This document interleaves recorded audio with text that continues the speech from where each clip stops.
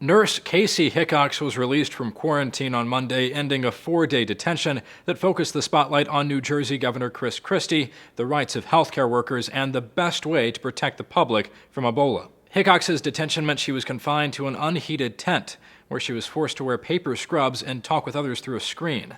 She had no fever, no symptoms, and her Ebola test came back negative. Governor Christie defended the policy last week, arguing it protects the public. These actions that we're taking jointly today, I believe, are necessary to protect the public health of the people of New Jersey and New York. But Hickox was not happy to be the first healthcare worker forced into isolation. In an editorial for Dallas News, she wrote, "I'm scared for those who will follow me."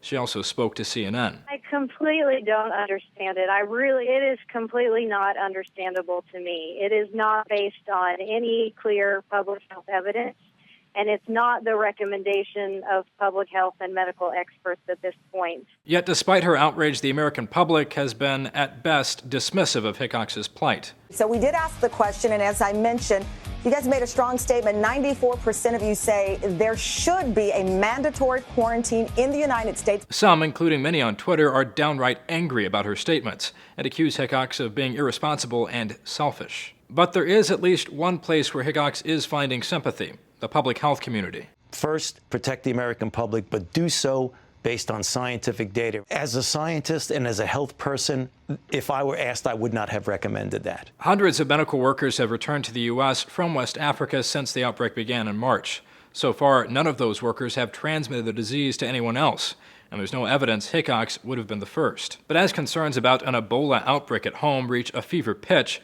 politicians like Governor Christie will feel more and more pressure to detain medical workers, even when there's no evidence they're actually sick. And with or without public support, Hickox's battle against general quarantines is far from over.